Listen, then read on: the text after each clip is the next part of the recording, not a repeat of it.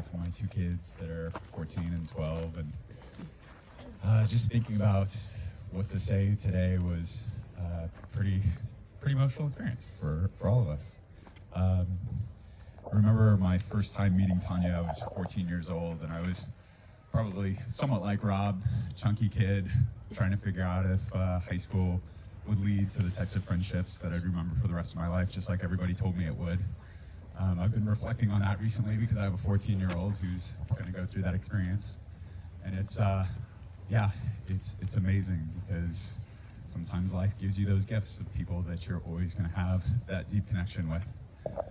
First time I met Tanya was actually outside the gym at our high school. As everybody knows, she was an unbelievable athlete. We used to spend time in between the last moments of class and before getting on with sports, just kind of hanging out with the rest of the athletes. And I remember thinking, wow, she's awesome. I'd love to get to know her. And over the next 4 years in high school, I definitely did. Our relationship was not like that typical high school boy, high school girl type weird flirtatious thing. It was more like a sibling relationship. She was kind of like a sister to me. She would give me advice on how to talk to girls, and I would try and convince her that her choice in men should improve.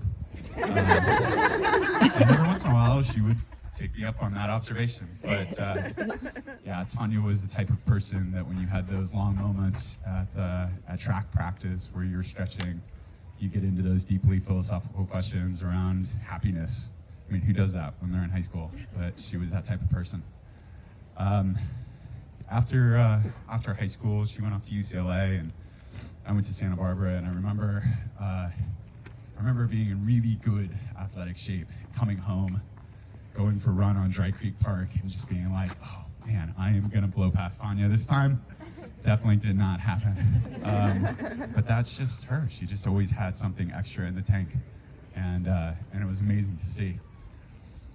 I'd say, one of the things that I've gained in Tanya's passing is not only an appreciation for what an amazing friend she was, but for how precious life is.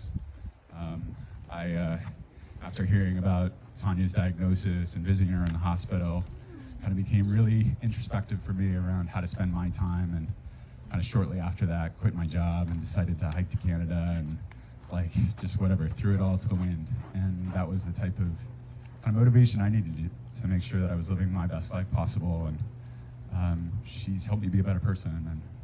And for that, I'm always going to be thankful for Rob for sharing her with us, and for Holly and Sarah and having such a fantastic mom, and for all of our friends who had an opportunity to share with her as well.